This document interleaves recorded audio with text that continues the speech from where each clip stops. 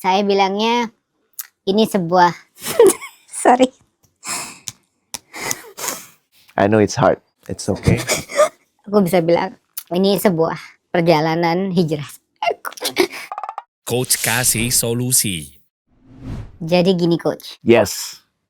aku sering lihat sesi seperti ini dengan coach dikasih solusi. Dan aku lihat ada beberapa benang merah, yaitu mereka rata-rata kebanyakan pasti berhubungan dengan pinjol.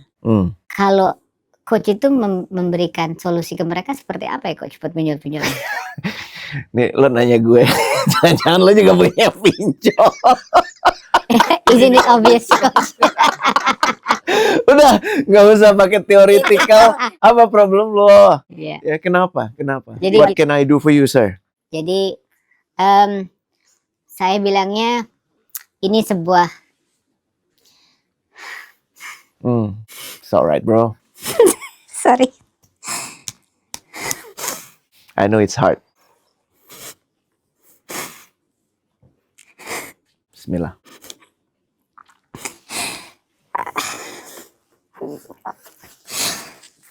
I know it's tough. It's okay. Aku bisa bilang ini sebuah perjalanan hijrah. Masya Allah. Jadi mungkin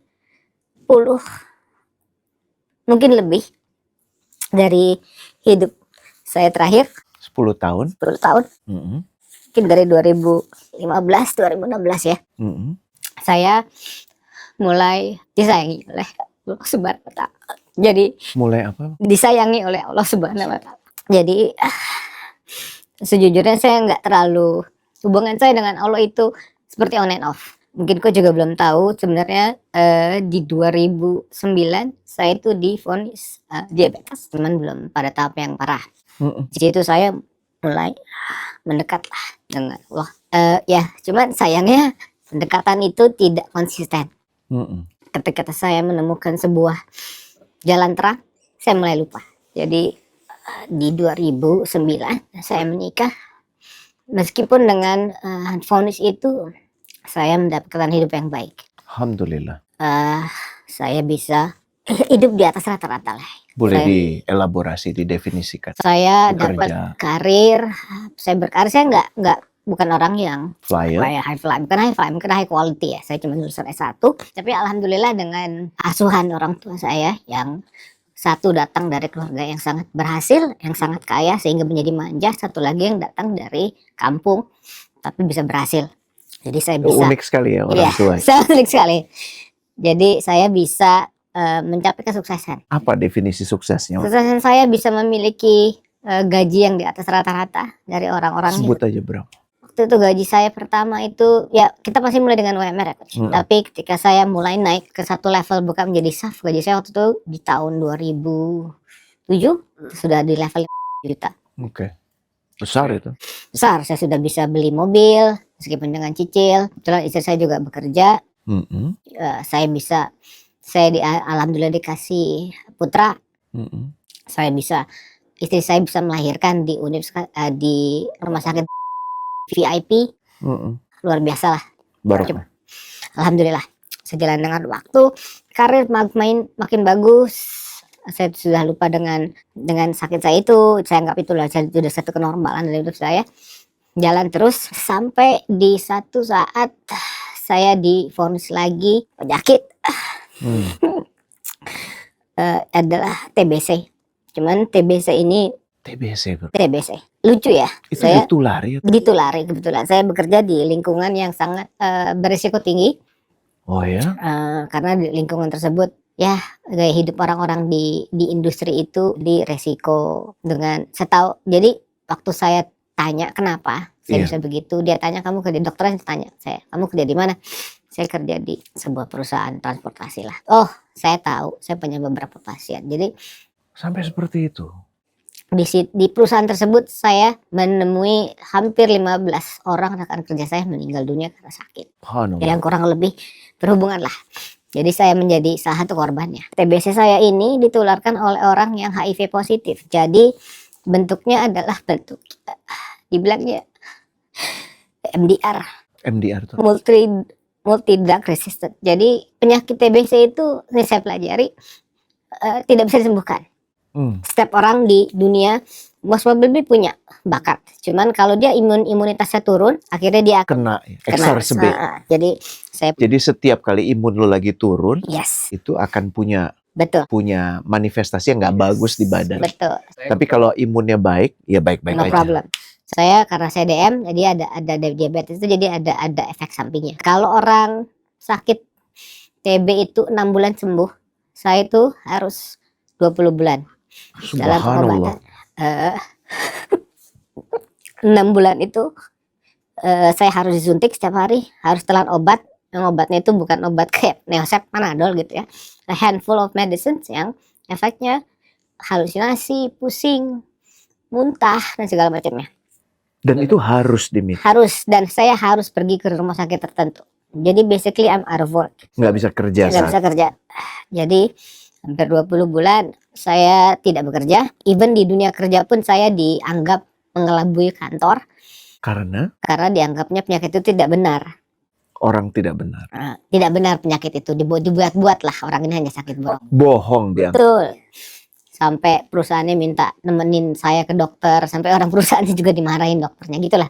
Waktu 20 bulan itu kalau boleh tahu gimana untuk penghidupan? Itu dia. Alhamdulillah karena di Indonesia itu pegawai itu dilindungi hukum. Jadi kalau kita sakit berkepanjangan, kita punya 14 bulan untuk bisa digaji meskipun dari mulai 100, 50, 30 sampai dianggap Persentase. mengundurkan diri. Jadi masih ada. Dan akhirnya di sana pun saya akhirnya di PHK kan lah. Jadi saya pun dapat uang dari situ karena ada nilai PHK. Di sana saya itu adalah sebuah regional head, saya mengepalai 6 negara. Setelah itu saya bukan Perusahaan kepala. apa ini? Travel juga. Travel. Pelan-pelan yang saya takutin waktu sakit itu menularkan istri dan anak saya. Mm-mm. Itu traumatis juga buat saya karena anak saya masih kecil. Saya takutin saya juga kena karena melihat saya sendiri aja mengalami ini. Di saat itu saya I was living in constant fear of death. Karena ujungnya kalau nggak sembuh Mati. kematian. But I don't know, I survive. Usia berapa Waktu itu saat ini? sekarang saya Itu berapa tahun yang? I don't know, 2019, 2020 ya. 7 tahun yang lalu. Sebelum pandemi. 6 tahun yang lalu. I slowly try to claw back dari kondisi itu dan gilanya lagi saya waktu itu pun di 2017 tuh membeli sebuah properti dan itu cicilan 20 juta. Waktu Per bulan. per bulan. Waktu itu Masih aman lah. yes, Jumlah yang kecil itu. yes, bukan kecil tapi I can manage. Dan istri saya juga bekerja. Udah, I clawed back little by little, mulai trying to survive meskipun susah, uang habis, cuman belum sampai tuh hutang-hutang segala macam. I can still live lah. Saya sempat dapat pekerjaan yang baik, mulai mencoba rebuild my life gitu.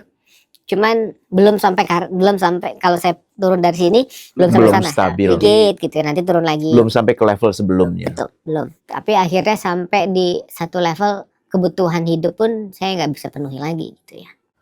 Dalam proses ada pandemi, saya sempat sudah mulai naik, tiba-tiba ada permintaan untuk melakukan sesuatu lah dari orang tua saya, tapi ternyata juga tidak follow through. Jadi naik turun.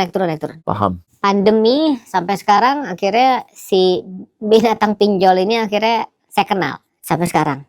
Itu udah Berapa tempat dirimu ambil? kalau dulu mungkin sampai belasan ya, tapi at certain point Belasan pinjol. yes. Oke. Belasan pinjol, cuman saya dibantu adik saya, ibu saya, akhirnya saya jujur karena ya saya nggak pernah mau ngomong karena I think saya laki-laki, saya harus bisa cari solusi sendiri gitu. Saya selalu mikirnya there's always going to be something at distance yang saya bisa recuperate again. Alhamdulillah things doesn't work out again. Nggak jalan. Jadi hampir setahun 2 tahun terakhir ini plan yang saya sudah pikirkan untuk mulai membayar dan segala macamnya hancur lagi. Sampai beberapa hari ini yang saya lihat mulai timbul lagi tuh ada 100-200 juta yang saya harus mesti bayar. Total exposure-nya kalau boleh tahu berapa? sekarang plus hutang dengan adik saya itu maybe around 400 ya. 400. Cuman yang dengan pinjol tuh hanya 200. Jadi adik bantu bridging dulu, Betul. melunasi dulu. Saya alhamdulillah, tapi saya properti tadi yang saya bilang itu saya bisa karyakan gitu ya. Saya sempat pindah keluar dari Jakarta. Jadi dapat Ada monthly, Dapat. ada yearly income lah yang bisa tahunan. membantu lah. Iya, ya. Besarnya berapa? Properti itu bisa saya sewakan sekitar 100 juta lebih setahun. Setahun. Cuman itu ada cicilan juga. Cicilannya itu Betul. ya. Yang 20 juta per bulan masih. Sekarang sudah direstruktur saja jadi 6 juta sebenarnya. Oke. Cuman selalu bisa pasak daripada tiang bisa setahun 2 tahun terakhir. Dan itu saya selalu modal Berapa persen lebih besar pasaknya? 50%. 50%. Betul. Jadi kayak misalnya kita I pakai make angka real ya. Iya. Berapa? I make Juta gaji ini yang dibutuhkan 10. Iya. Kenapa sebanyak itu? 6 juta untuk cicilan. Terus untuk bayar cicilan-cicilan yang betul lain. yang lain yang selalu datang kembali lagi itu karena sudah plan ya, sudah lihat ini segala macam, karena kurang lagi pemasukannya balik lagi lah. Dan maaf punten banget, saya harus tanya saat ini dari berapa organisasi itu? Dari berapa pinjol? Yang sisa? Yang besar itu sekitar Enggak semuanya. Semuanya 12. 12. Heeh. Oke. Yang paling besar berapa? Ada satu yang sampai 100 deh kayaknya. Oh, jadi yang lain kecil-kecil gitu ya. Karena totalnya kan exposure-nya Betul. 200. Oke, apa yang bisa aku bantu dari obrolan ini? Mungkin kalau tanya way out, I think it's simple enough gitu ya coach. Cuman akhirnya sekarang bertanya, ini kan pasti gini-gini. Aku ngeliatnya pinjol itu hanya sebuah manifestasi dari sebuah problem. Betul. Nafsu. Orang pinter. Ya. Kau pinter. Yang saya mau tahu, how do we manage nafsu ini ya? Karena dia akan keluar sekarang uang. Mungkin dulu saya gaya hidup. Ya, saya pun sekarang have to be honest. Kami berdua pun, kami bersuami istri pun datang dari background yang berbeda. Kayak saya bilang tadi, I climb my way up from the bottom gitu ya. Saya bukan orang yang economically middle class gitu ya. Tapi Rata-rata loh. ya rata-rata. Tapi saya juga punya istri yang she lives in a high class environment. Oke. Keluarga yang sangat mampu. Gitu. Orang tuh selalu bertanya, duit itu buat apa ya? Mulai dari apa kamu punya simpanan lain? Apa kamu Simpanan ini bukan tabungan ya. mungkin tabungan mungkin bagus ya. Saya tuh selalu susah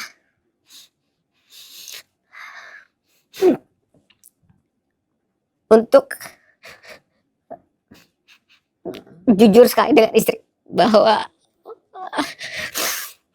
ya, I'm having a problem. I cannot support you at the level you want gitu ya.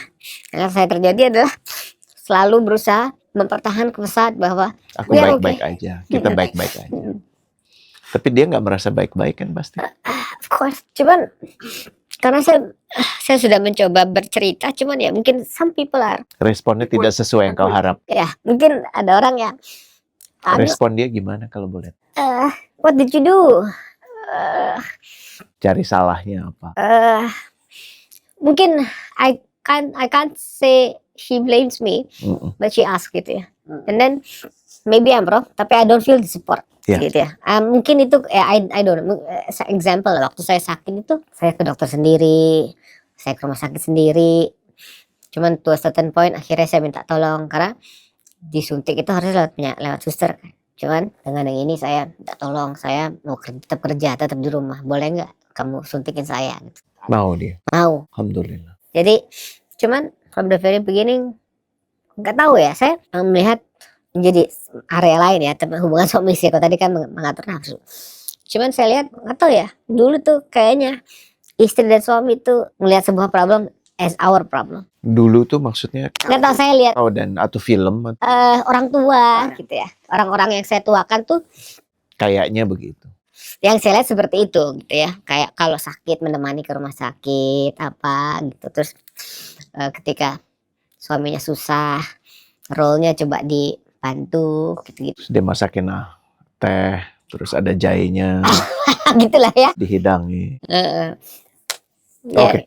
Kok saya bisa bantu apa ini yang cuman kalau mungkin saya tanya yang lebih penting adalah kalau masalah itu tadi adalah mungkin hal yang lain yang sekarang adalah bagaimana kita memanage nafsu ya. Kalau saya lebih esensinya kalau cuma nanya ngurus pinjol kayaknya sudah banyak pertanyaan yang sama. Kan saya bilang tadi, ini kan sebenarnya manifestasi dari nafsu kita ya. Kita mau hidup ini segala macam. Saya lihatnya sih juga meskipun saya bilang karena kebutuhan hidup, cuman kan saya nafsunya pengen punya standar yang sama, nggak terlihat turun. Oke, bismillah. Terima kasih udah menyampaikan. Tarik nafas dulu. Lagi yang panjang. Ditahan, buang. Bagaimana mengendalikan nafsu? Yang harus ditanya lebih dulu sebelum pertanyaan itu, kenapa mau mengendalikan nafsu? Karena kalau kita bertanya bagaimana, itu jadi mekanikal jawabannya. Iya. Tapi yang lebih fundamental adalah kita memahami bagaimana nafsu itu muncul. Kenapa nafsu itu muncul? Dan nafsu itu dititipkan untuk peruntukan yang baik. Supaya kita jadi punya desire, semangat. Supaya kita jadi ingin berkiprah, mencapai sesuatu. Karena bumi Allah itu luas, ya butuh greget. Ya, kalau Imam Al-Ghazali mengatakan makanya dititipkanlah kita yang namanya syawiyah. Syawiyah itu nafsu ingin, kan kalau makan bisa banyak ya, tapi pengennya steak, pengennya gado-gado. Kenapa? Karena ada nafsu yang membuat kita tuh menjalani hari-hari ini dengan excited. Hal yang sama juga dengan lawan jenis gitu ya. Kita nafsu ngelihat lawan jenis. Makanya dibuatlah outlet itu pernikahan. Tapi kalau bablas, ya ujungnya jadi perzinahan. Dan kalau makanan, ujungnya jadi rakus. Gini, kenapa nafsu itu diciptakan? Tidak lain tidak bukan sebagai energi buat kita. Tapi kalau kebablasan ya jadi nggak baik. Di kasusmu yang saya justru ingin lebih fokus itu bukan pengendalian nafsunya, tapi menata hubungan dengan pasangan. Saya perlu jelaskan sekali lagi kawan mudaku ya, bahwa yang namanya musuh kita yang nyata adalah setan. Dan setan itu pencapaian terbesarnya adalah berpisahnya suami dan istri. Sehingga kesadaran itu harus dirimu tanamkan, bahwa mereka bermain di antara kalian berdua. Apalagi atas semua keadaan-keadaan ini. Dan keadaan ini terjadi atas izin Allah. Tapi atas izin Allah juga belum tentu Allah ridho. Belum tentu. Jadi memang ada hal-hal yang kau lakukan sehingga kau kemudian ada memicu ini. Tapi dengan dirimu sudah menjalani ini. Dan tadi kata-kata yang muncul dari mulutmu kan, ya Allah, Allah sayang padaku. Itu untuk sampai pada kesimpulan itu mahal. Saya ulangi, untuk sampai pada kesimpulan itu mahal sekali. Berapa banyak orang udah dibujak-bejek, dibanting-banting, masih belum ngelihat bahwa ini tanda kasih dari Allah. Bukankah sholatmu jadi sekarang nikmat sekali? Betul ya? Pada saat sujud itu pengaduannya nikmat sekali. Outlet itu digunakan. Kenapa? Karena momen ini mahal. Momen ini yang harusnya mendefinisikan sisa hidup kita. Mau berapa lama lagi sih kita hidup? Tadi kan kau bilang, sakit ini ujungnya mati. Enggak, hidup ini juga pasti ujungnya mati. Yang sudah mati itu lebih banyak daripada yang masih hidup. Ya. Ada 117 miliar orang. Coba pikirkan mereka sekarang keadaannya gimana. Dan pahami bahwa kita akan ada di situ. Dan modal utamamu adalah nomor 1, memastikan hubungan yang baik. Bukan cuma yang baik, yang harmonis dengan istri. Ya, kenapa? Karena ini yang akan dihancurkan nomor 1. Caranya gimana? Caranya adalah punya perspektif yang baik atas pilihan-pilihan yang dilakukan oleh istri. Aku paham ada kekecewaan tentang respon dia. Tapi bukankah tadi dirimu juga udah bilang, itu cara dia untuk melindunginya, supaya bisa melindungi anaknya. Sekaligus juga melindungimu. Makanya nggak anter dirimu ke rumah sakit. Betul ya? Dan sebagai orang yang hidup di keluarga yang mapan, untuk ada di obrolan ketidakmapanan itu menakutkan. Jadi sebenarnya dia tuh takut. Saya bacaan saya. Iya. Makanya peranmu adalah untuk hadir sebagai sumber ketenangan dia. Ya, dan sumber ketenangan itu bukan dengan kata-kata aja. Ya, tapi dengan paling penting pengelolaan kolbu. Atas apa yang dia lakukan, ya kita lihat dari sisi baiknya. Kita kasih 1000 excuse supaya yang perasaan yang mendominasi kita, kenapa dia begini, kenapa dia begitu, tuh nggak sampai pada kesimpulan itu. Bahwa dia masih bersamamu, berapa tahun nikah sekarang? Jadi udah 2009, hampir 20 tahun ya. Iya. Bukankah itu tanda pilihan vote dia? Ya, jadi kalau diibaratkan, dia tuh tiap hari, dia tuh ngevote lo. Tapi lu nggak ngerasa gitu kan? Ya kan? Bahwa tiap hari masih memilih untuk jadi istrimu, itu bentuk vote dia, bentuk kepercayaan dia, bentuk keyakinan dia akanmu. Tapi kita kadang-kadang laki-laki ini nggak berguna. Kita butuhnya gesture-gesture yang besar. gesture yang kita ingat. Tapi yang kita ingat akhirnya justru yang nggak seperti itu. Tapi ingat aja setiap kali buka mata dia masih ada di sampingmu. Bukankah itu sesuatu yang perlu disyukuri? Ya, alhamdulillah. Terus beranikan diri untuk mengungkap keadaanmu. Ya, karena kalau solusi terkait dengan pinjol atau apapun keuangan itu butuh kolaborasi suami istri. Rizki suami istri itu disatukan. Do you know that? Jadi bukan rizkimu lagi. Jadi pada saat kalian bersama dan selama kalian bersama itu disatukan. Dan magnet yang paling kuat buat rizkinya suami istri tahu nggak apa? Dan ini saksi sendiri ya. Apa kira-kira? Rukun. Bukan cuma rukun tapi keharmonisan. Saling sayang. Semakin saling sayang itu ditunjukkan oleh suami dan istri, itu magnet yang namanya rizki. Coba deh, apapun daya upayamu, buka obrolan yang otentik dengan istri. Minta maaf sama dia. Ya, ucapkan terima kasih kau masih bersamaku. Ya, dan sampaikan bahwa dirimu akan memberikan janji terbaik untuk melakukan yang terbaik setiap hari yang kau paham. Nah, keputusan-keputusan itu yang nanti akan dijalankan secara bersama. Cuman yang harus dihilangkan namanya pinjol. Ya, mulai dari yang paling besar dulu. Jadi jangan diguyur, tapi apabila misalnya dari asetmu itu bisa dijual. Ya, ini rekomendasi aja ya, yang menjalankan dirimu. Tapi nggak ada gunanya punya aset kalau masih bleeding. Jual asetnya. Uang itu dipakai untuk melunasi semua pinjol. Mulai dari nol itu lebih baik daripada mencoba dari minus 80 ke minus 79 ke minus 78. Termasuk dengan adikmu. Walaupun dia memudahkan itu, tapi tetap itu tanggung jawab yang harus kita penuhi. Oke? Kau akan rasakan bedanya pada saat kita berangkat dari nol. Atas semua godaan yang terjadi setiap hari, tanya, apakah uang ini kalau saya alokasikan untuk itu, anakku akan diuntungkan. Istriku akan diuntungkan. Nanyanya gitu. Ya, buat laki-laki ya. Tanyanya kira-kira istri gue happy gak kalau gue ngeluarin uang buat ini? Kira-kira anak gue happy gak kalau gue ngeluarin uang buat ini? Dan itu akan jadi peganganmu. Ya, bahwa nafsumu tidak akan bisa merajaimu. Kenapa? Karena yang melampaui nafsu itu namanya ini senjata yang paling utama. Namanya compassion. Dan yang paling mengandalkan hidupnya, dua manusia yang paling mengandalkan hidupnya padamu adalah istri dan anakmu. Itu tanggung jawabmu sepenuhnya. Oke, atas apa yang sudah terjadi, terjadilah. Ini cara Allah membingkai hidupmu supaya bisa dirangkai jadi sesuatu yang indah. Oke, bro? Bismillah ya. Bismillah, thank you coach. Coach kasih solusi.